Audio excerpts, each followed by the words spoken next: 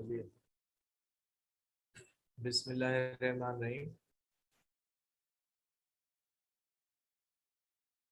देखिए बेटा, हमने वेलोसिटी को सुबह पढ़ा था, उसी चीज़ को हम रिवाइज करते हैं क्योंकि उसके अंदर ग्राफ्स थे या मुख्तलिफ चीज़ें थी, उनको मैं रिवीजन करवा देता हूँ। इंशाल्लाह कल जो इसका रिमेनिंग पार्ट करेंगे या इससे रिलेटेड कुछ क्वेश्चंस ग्राफ के बारे में जो होंगे वो भी इंशाल्लाह कल सुबह मॉर्निंग में करेंगे। देखिए बेटा, वेलोसिटी की डेफिनेशन हमने परसों पढ़ी थी, जबकि वेलोसिटी के टाइप्स या उसके ग्राफ्स जो है वो आज हमने डिस्कस किए मॉर्निंग में। उसी चीज़ को हम आज इंशाल्लाह रिपीट करेंगे यहाँ पे। तो बेटा देखें, वेलोसिटी का मकसद क्या होता है। सबसे पहली बात माइंड में जो होनी चाहिए वो ये होनी चाहिए कि एक फिजिकल सेंस बनना चाहिए आपके माइंड में कि वेलोसिटी कहाँ किसको जाता है। देखिए बेटा, इससे पहले हमने डिस्कस किया है डिस्टेंस और डिस्प्लेसमेंट, और स्पीड भी हम डिस्कस कर चुके हैं। तो देखिए बेटा, वेलोसिटी का मकसद होता है कि जब कोई भी बॉडी एक जगह से ट्रेवल करके दूसरी जगह तक पहुंचती है तो उस बॉडी के अंदर होता है डिस्प्लेसमेंट। तो ये कोई भी बॉडी जो होती है वो जो डिस्प्लेसमेंट तय करती है वो स्लोली करती है या क्विकली करती है, तो उसको कहा जाता है कि ये उसकी वेलोसिटी है। फॉर एग्जांपल, इसका पहले सेंस बनाए, उसके बाद हम इसको आगे ले चलते हैं। ठीक है, कि वेलोसिटी का सेंस क्या बनता है। देखिए बेटा, सपोज करें हमारे पास दो पॉइंट्स हैं, एक पॉइंट ए है और एक पॉइंट हमारे पास बी है। ठीक है, अब यहाँ से एक गाड़ी है, ये इधर से मूव करके पॉइंट ए से, सपोज करें कार वन है, रेड कलर से मैंने बनाया है। कार वन पॉइंट ए से बी तक गई और इसने डिस्प्लेसमेंट तय किया 100 किलोमीटर, और इसने टाइम जो लिया ये 2 आवर्स लिए। एक और कार है, अगर ये भी point C to point D जाए और इसका भी डिस्प्लेसमेंट अगर 100 किलोमीटर है और ये 3 आवर्स के अंदर, ठीक है, अगर इसको तय करे तो हम कहेंगे कि इस कार ने 100 किलोमीटर तेजी के साथ तय किए और इस कार ने जो 100 किलोमीटर है ये स्लोली तय किए। तो जब कोई भी बॉडी एक पॉइंट से मूव करके दूसरी पॉइंट तक जाती है तो वो जो डिस्प्लेसमेंट तय करती है वो स्लोली करती है या क्विकली करती है। डिस्प्लेसमेंट को तय करने का जो रेट होता है उसको कहा जाता है वेलोसिटी। डेफिनेशन आपको आती है बेटा कि rate of change of displacement is called velocity. आप ये भी कह सकते हैं कि जब डिस्प्लेसमेंट को आप टाइम के साथ जोड़ के देखें कि ये जो डिस्प्लेसमेंट हुआ है ये कितने टाइम के अंदर हुआ है, तो वो वेलोसिटी बन जाती है। अब इसके अंदर एक होती है एवरेज वेलोसिटी। ठीक है बेटा, एवरेज वेलोसिटी होती है। अब इस एवरेज वेलोसिटी के कुछ केसेस होते हैं, शॉर्ट फार्मूलाज होते हैं, ये मैं आपको बताऊंगा, लेकिन अभी फिलहाल आप सिंपली इसको ध्यान में रखें। ठीक है, कि एवरेज वेलोसिटी क्या होती है और एवरेज वेलोसिटी को निकालने के बहुत सारे तरीके होते हैं। शॉर्ट फार्मूलाज भी होते हैं जिनके थ्रू आप किसी क्वेश्चन को सॉल्व कर सकते हैं, लेकिन शॉर्ट फार्मूला का मसला ये होता है कि शॉर्ट फार्मूला हर कोई इस्तेमाल नहीं कर सकता। ठीक है, वो बहुत ज्यादा हाई क्लास का जो बंदा होगा वो शॉर्ट फार्मूले को इस्तेमाल कर सकता है। बाकी फर्स्ट ईयर इंटर लेवल पे मैं इसको चीज को प्रेफर नहीं करता कि शॉर्ट फार्मूले की तरफ स्टूडेंट जाए, क्योंकि शॉर्ट फार्मूले को इस्तेमाल करना बहुत ज्यादा मुश्किल है। ठीक है, उसको इस तरह से आप हर कंडीशन में लगा के जब बैठ जाओगे तो वो गलत हो जाती हैं चीजें। बहरहाल एवरेज वेलोसिटी की एक बहुत ही इंपॉर्टेंट पॉइंट है, फिर आप वो एवरेज वेलोसिटी शॉर्ट फार्मूले से कैलकुलेट करें या आप एवरेज वेलोसिटी आम जो नॉर्मल तरीके हमारे हैं उनसे कैलकुलेट करें, लेकिन एक बात ध्यान में रखिएगा कि जब वेलोसिटी एवरेज हम कैलकुलेट करेंगे तो वेलोसिटी एवरेज को कैलकुलेट करने के लिए आपको किसी भी फार्मूले के अंदर total displacement upon total time रखना पड़ेगा। ये बुनियाद है कि आप अगर वेलोसिटी एवरेज आप लेते हो तो ये आप total displacement upon total time के थ्रू जा सकते हैं। ये की पॉइंट होती है एवरेज वेलोसिटी को कैलकुलेट करने की। आप किसी भी केस के अंदर जब आपको एवरेज वेलोसिटी फाइंड करने को कहा जाता है तो आपने पहले टोटल डिस्प्लेसमेंट किसी तरीके से फाइंड करना होगा और फिर उसके अंदर आपने टाइम को रख देना है, तो ये हो जाएगा। ठीक है, तो इस तरह से आप इसके बारे में कह सकते हैं। तो ये हो जाएगा हमारे पास बेटा एवरेज वेलोसिटी का फार्मूला। ठीक है, अब इसके बाद है बेटा हमारे पास जो उसके बाद है हमारे पास टाइप्स ऑफ वेलोसिटी है बेटा। ठीक है, टाइप्स ऑफ वेलोसिटी है और इसके यूनिट्स वगैरह सिंपल है, आपको पता है। मीटर पर सेकंड इसका एसआई यूनिट होता है, फुट पर सेकंड होता है या सेंटीमीटर पर सेकंड होता है और इसके डायमेंशंस जो होते हैं वो L⁻⁻1 होते हैं। इन चीजों के बारे में आपको पता है। इसके बाद हमारे पास है टाइप्स ऑफ वेलोसिटी। एक होती है यूनिफॉर्म वेलोसिटी। अब यूनिफॉर्म वेलोसिटी किसको कहा जाता है? यूनिफॉर्म वेलोसिटी का मकसद होता है कि अगर कोई भी बॉडी है वो इक्वल डिस्प्लेसमेंट तय करे इक्वल इंटरवल्स ऑफ टाइम में, तो उसके बारे में हम कहेंगे कि उस बॉडी की वेलोसिटी यूनिफॉर्म है। फॉर एग्जांपल, अगर आप इसको लाइन के ऊपर बनाएं, इस तरह से लाइन के ऊपर अगर इसको बनाएं तो इस तरह से अगर ये पोजीशन ए है, यहाँ से लेकर बॉडी पोजीशन बी तक जाती है। यहाँ पे अगर इसका 10 मीटर है और ये 20 मीटर है, ठीक है। यहाँ पे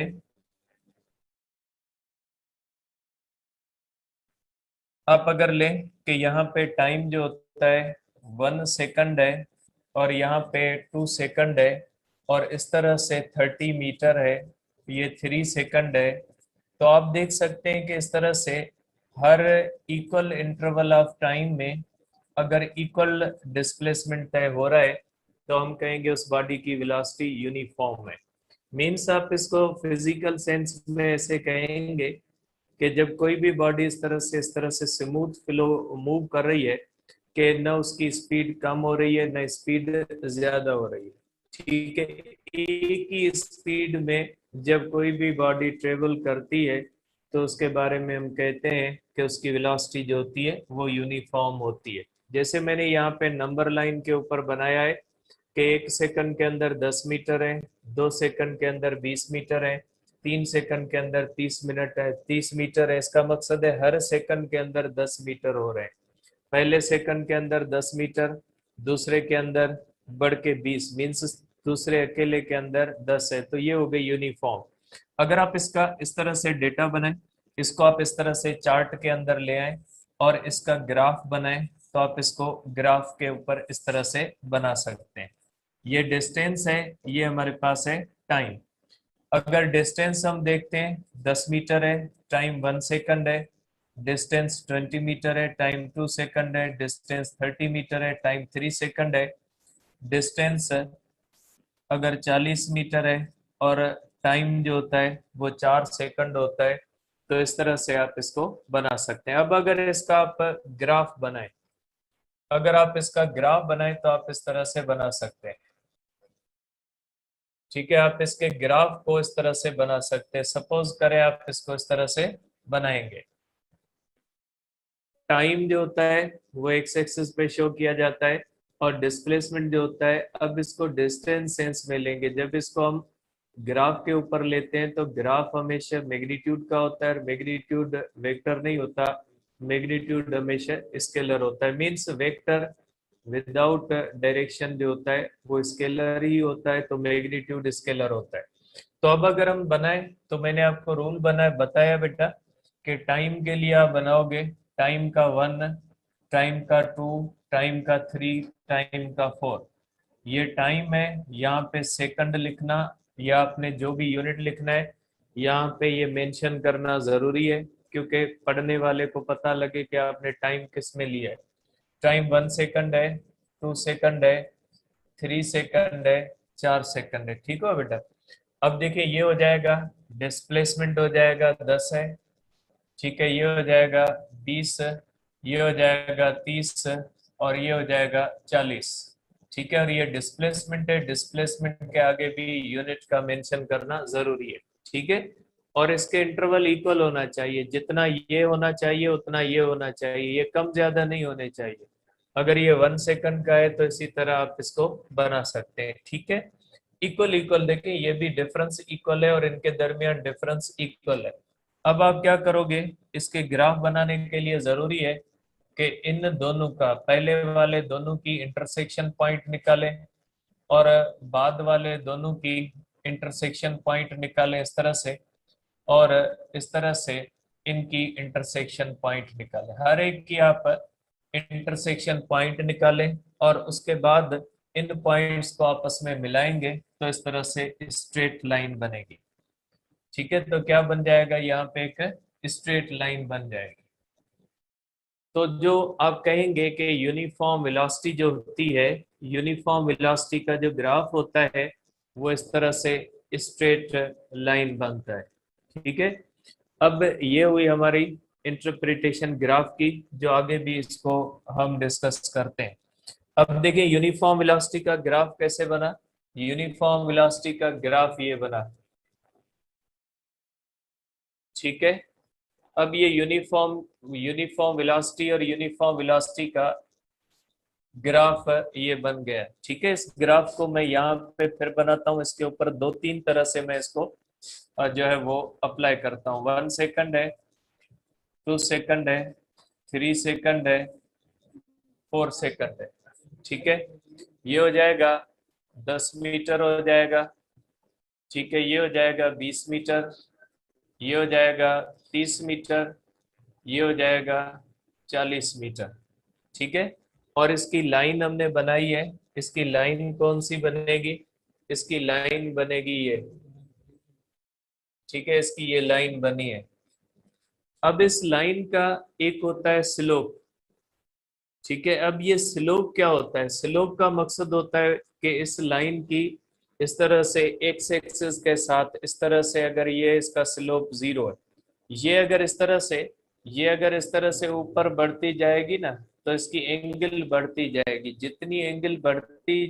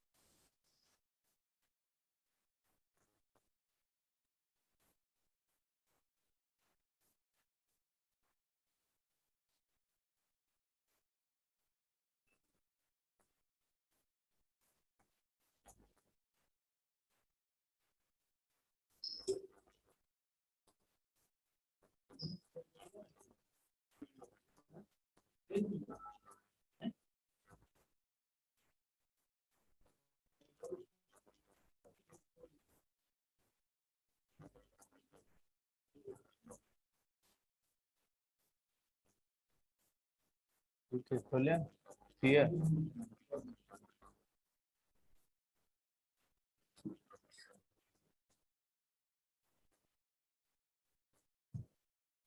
ये जो सोल्यूशन है वो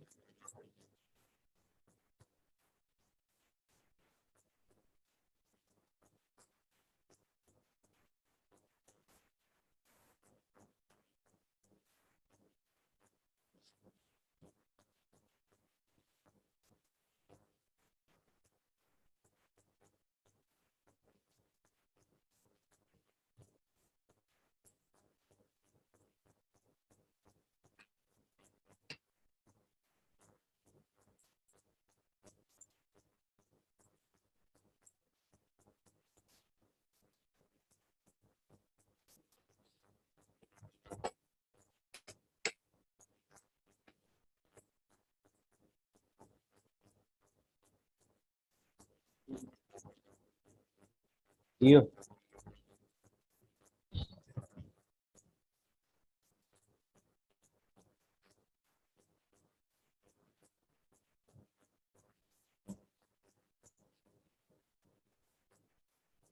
सब है।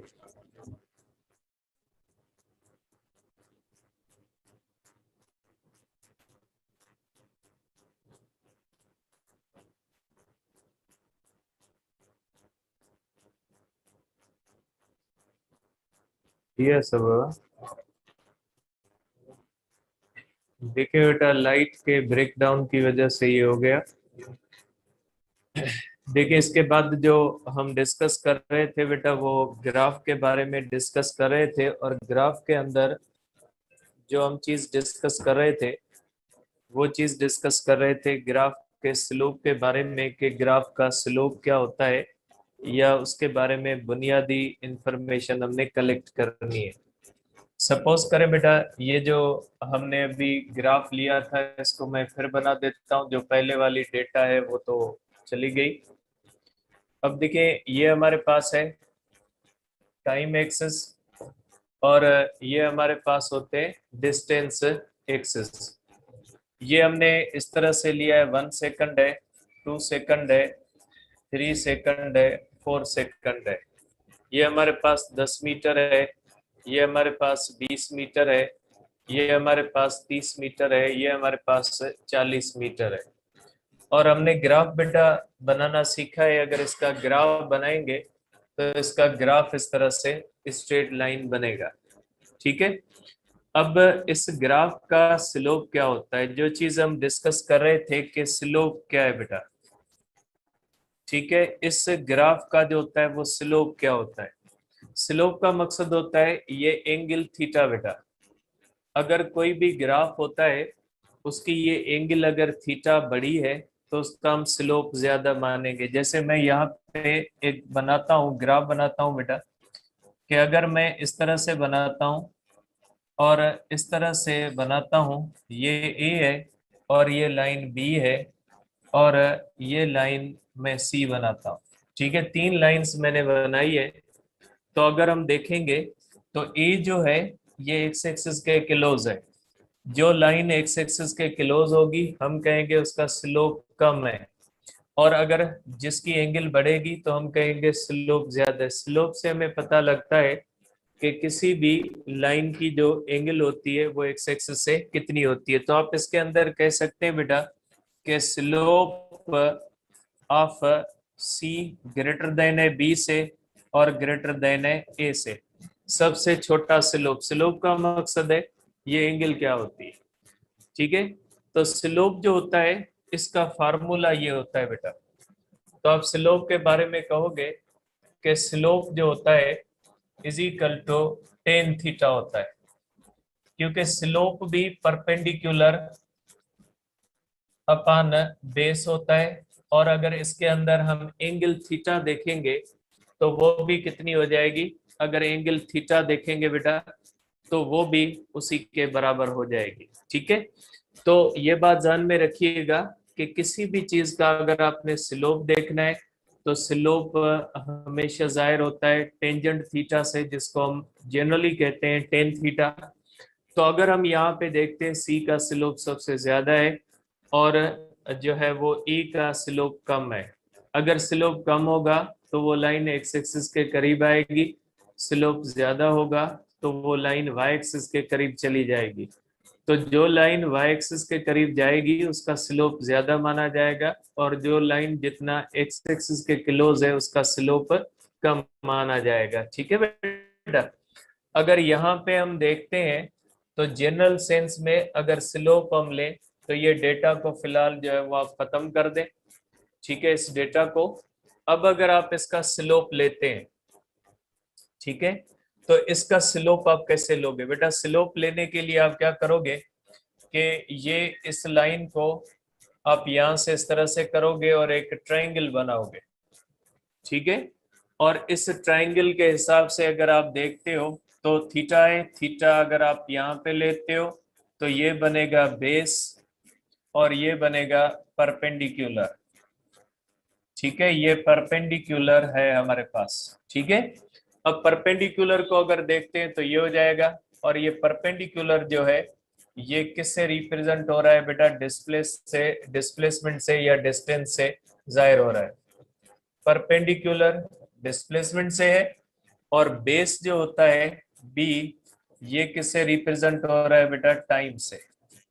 बेस टाइम से रिप्रेजेंट हो रहा है क्योंकि बेस के ऊपर टाइम हमने शो करना है ग्राफ के अंदर। ग्राफ के अंदर यहाँ पे टाइम शो होता है और यहाँ पे डिस्टेंस या डिस्प्लेसमेंट शो होता है।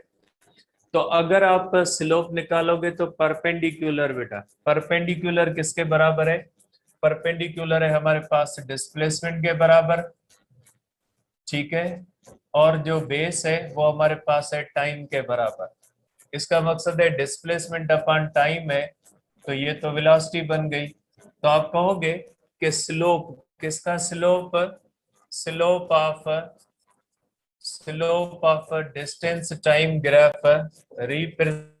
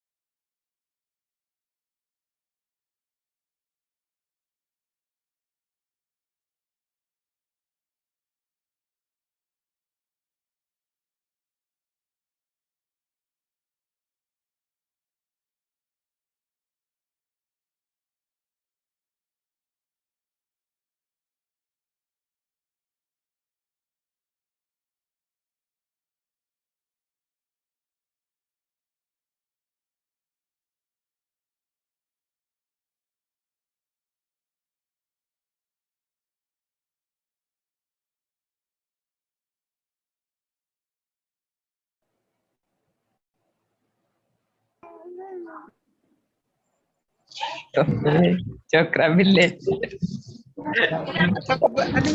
ला तेरे दिल महफूज रखने वाला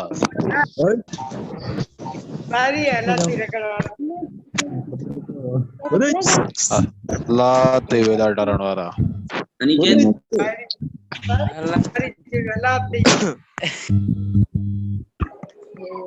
जो नारा ना मारे उसको बाबा जुमन शाह मारे। बोलो नारा हैदरी।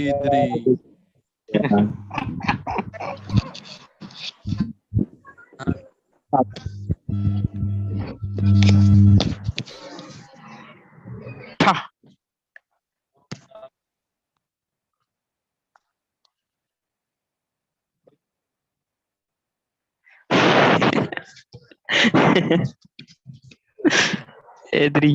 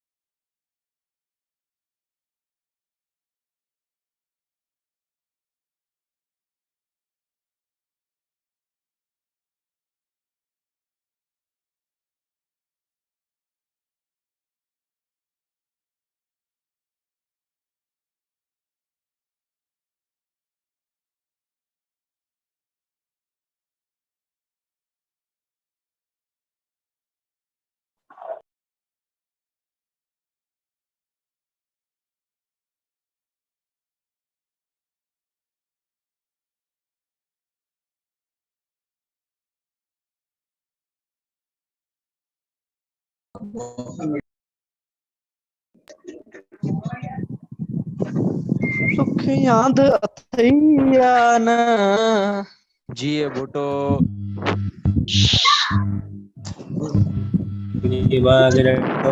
तेरे दिल की मिठा गायूं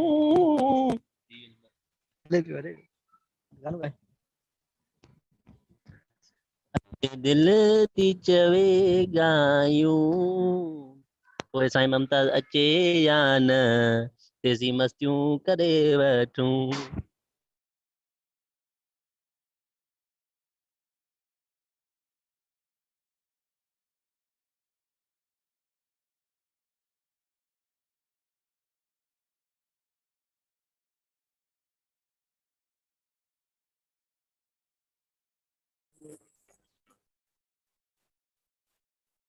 देखिए बेटा, बार बार डिस्टरबेंस हो रही है, तो जो बच्चे मैसेज करते हैं कि क्लास शाम को कर दें, वो देख रहे हैं शाम को क्या इश्यूज होते हैं।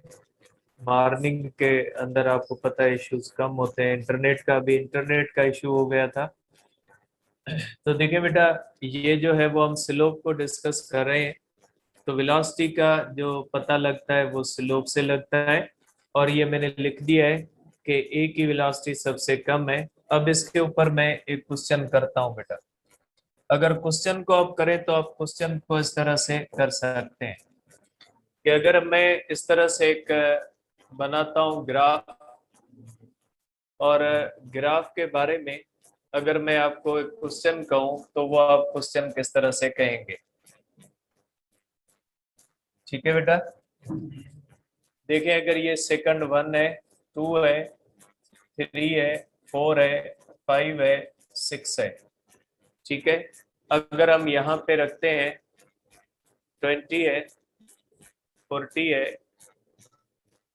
60 है और 80 है। ठीक है, अगर मैं आपको कहूं कि वेलोसिटी जो होती है वो आप निकालें, ग्राफ में इसका बना लेता हूं कि इसका ग्राफ जो होता है वो ग्राफ की लाइन भी बनाता हूं इस तरह से एक ग्राफ की लाइन बनती है इस तरह से। ठीक है, अब इसके अंदर अगर मैं आपको कहूं, क्वेश्चन इस तरह से मैं दूं कि find velocity of body first throughout motion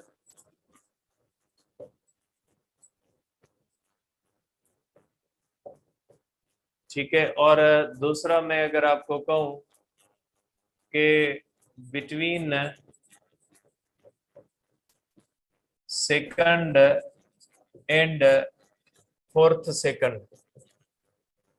ठीक है, तो वेलोसिटी निकालें। दो तरह से हो सकता है, एक लॉजिक है इसके अंदर। अगर आपके अंदर लॉजिक है तो क्वेश्चन के अंदर जो है वो इजीली जो है वो आंसर आ जाता है। दोनों क्वेश्चन का आंसर एक ही होगा, क्योंकि अगर आप देखते हो ग्राफ यूनिफॉर्म वेलोसिटी का है, तो यूनिफॉर्म वेलोसिटी हर जगह पे सेम होगी। अगर आप इसकी एवरेज वेलोसिटी निकालोगे, एवरेज इसकी वेलोसिटी निकालोगे, तो जितनी एवरेज होगी उतनी इंस्टेंटेनियस, ये इंस्टेंटेनियस है। और हमने पॉइंट पढ़ी हुई है कि जब स्पीड यूनिफॉर्म होती है तो इंस्टेंटेनियस स्पीड और एवरेज स्पीड क्या होते हैं, इक्वल होते हैं। तो यही पॉइंट इस क्वेश्चन के अंदर आप यूज कर सकते हैं कि इस क्वेश्चन के अंदर अगर आप एवरेज स्पीड देखोगे तो एवरेज स्पीड भी जो होगी, सॉरी एवरेज वेलोसिटी जो होगी, जितनी एवरेज वेलोसिटी होगी उतनी velocity between second and fourth second होगी। क्योंकि यूनिफॉर्म वेलोसिटी का मतलब ही यही होता है कि हर टाइम पे जो वेलोसिटी हो वो एक जैसी रहे। ठीक है, तो आप निकाल लें बेटा कि इस क्वेश्चन को अगर आप सॉल्व करोगे तो बेटा एक तो ये सोल्यूशन आपको पता है, ये आप कर सकते हो, ये सोल्यूशन इजी है। ये सोल्यूशन इस तरह से इजी है कि आप क्या करोगे, फर्स्ट का सोल्यूशन करोगे, velocity is equal to displacement upon time. आप क्या करोगे, इसको आप इस तरह से लोगे, और इसको आप इस तरह से लोगे, ठीक है। तो ये हो जाएगा velocity through out motion, average velocity करें, ठीक है। ये आप ये कर सकते हैं कि through out motion means velocity average, ठीक है। इस तरह से अब वेलोसिटी एवरेज हो जाएगी टोटल डिस्प्लेसमेंट। डिस्प्लेसमेंट कितना हो गया बेटा, ये है सामने 80 मीटर है, 80 है, अपान हो जाएगा टाइम 6, सिंपल है, आप कैलकुलेट कर सकते हैं या कर ले, इज इक्वल टू 1 होगा, ठीक है। और बाकी बचेगा 2, ये होगा 3, ठीक है। 13.33 मेरे ख्याल में हो जाएगा, शायद 13.33 हो जाएगा बेटा, मेरे ख्याल में 13.33 आएगा। आप करेक्ट कर दें बेटा अगर मैंने मिस्टेक की हो कैलकुलेशन के अंदर, तो ये हो जाएगा, ठीक है। यहाँ पे लिख लें आप, टाइम है सेकंड के अंदर है, और यहाँ पे लिख लें डिस्टेंस मीटर के अंदर, डिस्टेंस सही है, कैलकुलेशन 13.33 है। अब देखिए बेटा, अब सेकंड का सोल्यूशन थोड़ा गौर से देखिएगा, क्योंकि सेकंड का सोल्यूशन कहीं कहीं पे डिफरेंट भी हो सकता है। अब आपके कहा गया है कि आपने बिटवीन सेकंड एंड फोर्थ निकालना है, निकालें आप सेकंड और फोर्थ के दरमियान। आप क्या करोगे बेटा, सेकंड को आप यहाँ पे कनेक्ट करें, यहाँ पे ये हो गई बेटा सेकंड, ठीक है। और अब आप फोर्थ को कनेक्ट करें यहाँ पे, ये हो जाएगा आपका फोर्थ, ठीक है। अब आप क्या करोगे कि सेकंड को यहाँ पे कनेक्ट करें, यहाँ पे कनेक्ट कर दिया आपने सेकंड को, और आप फोर्थ को कनेक्ट करें यहाँ पे, ये हो गया आपका फोर्थ कनेक्ट हो गया यहाँ पे, ठीक। अब आपने क्या करना है, पर्टिकुलर सेकंड है, सेकंड और फोर्थ के दरमियान आपने करना है, सेकंड और फोर्थ के दरमियान अगर आपने करना है तो आप इसका ट्रायंगल बनाएं। कैसे बनाओगे आप ट्रायंगल इसका, ये बन जाएगा इसका, ये हो जाएगा इस तरह से, ठीक है। अब ये बन गया इसका ट्रायंगल, ठीक है, इसका ट्रायंगल बन गया ये। अब आप इसका स्लोप निकालें, ये हो जाएगा थीटा, ठीक है। अब इसका स्लोप आप निकाल लें कि वेलोसिटी इंस्टेंटेनियस होगी बिटवीन सेकंड एंड फोर्थ, तो ये भी एवरेज के सेंस में आएगी, is equal to displacement between second and fourth. देखिए बेटा, ये 20 है, ये 40, ये अप्रोक्सीमेटली 30 होगा, ठीक है। अब ये 30 है, और ये कौन सा है, ये हमारे पास जो है वो तकरीबन जो है वो 50 या इसके करीब आएगा, ये हो जाएगा 50, ठीक है। और ये हो जाएगा 2 और 4, ठीक है। यहाँ पे जो टाइम आएगा ये टाइम 2 आ जाएगा, और ये जो होगा बेटा, ये तकरीबन जो है हमारे पास, देखिए ये सेंटर से 30 से कुछ कम होगा, 30 नहीं होगा क्योंकि बिल्कुल सेंटर पे नहीं आ रहा बेटा। ये आप इसको कर लें कि आप इसको कर ले तकरीबन ये 20 है, ठीक है। और यहाँ पे ये हो जाएगा 30 हाफ में होगा, तो ये तकरीबन जो होगा आप कर ले 20 जो है वो 8 कर ले, 28 कर ले। और ये देखें ये थोड़ा सेंटर से ऊपर जा रहा है, तो इसको भी आपने मॉडिफाई करना होगा, इसको भी मॉडिफाई करना होगा, क्योंकि बेटा अगर सेंटर हम देखेंगे तो सॉरी, इसका जो सेंटर होता है, इसका सेंटर बिल्कुल यहाँ पे होगा, सेंटर इससे थोड़ा ऊपर है, तो आप इसको कर ले 52।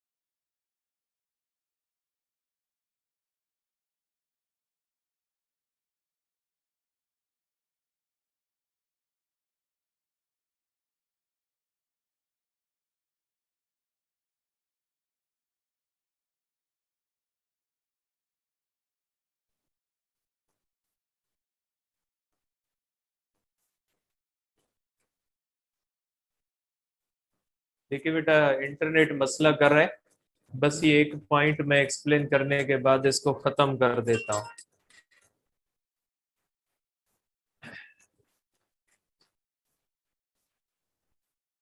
बेटा इंटरनेट और लाइट दोनों मसला कर रहे हैं, बस मैं एक पॉइंट को डिस्कस करता हूँ, उसके बाद जो है वो इसको खत्म करते हैं, फिर जो है वो कल डिस्कस करेंगे किसी टाइम पे। तो ये बेटा इसको सिर्फ एक पॉइंट आपको बतानी थी कि मैंने देखिए यहाँ पे आपको कहा था कि जो एवरेज यहाँ पे आना चाहिए वो पूरे का आना चाहिए, लेकिन मेरा आंसर यहाँ पे 13 आ रहा है और मेरा आंसर यहाँ पे 12 आ रहा है। तो क्या आ रहा है, डिफरेंट आ रहा है। लेकिन होना क्या चाहिए कि एवरेज जो वेलोसिटी होती है यूनिफॉर्म वेलोसिटी के अंदर सेम होना चाहिए। तो बेटा ये जो डिफरेंट मेरा आया है, इसका जो रीजन ये है कि मैंने एक इस तरह से बिना किसी स्केल के हाथ से ग्राफ बनाए, इसलिए डिफरेंस आया है।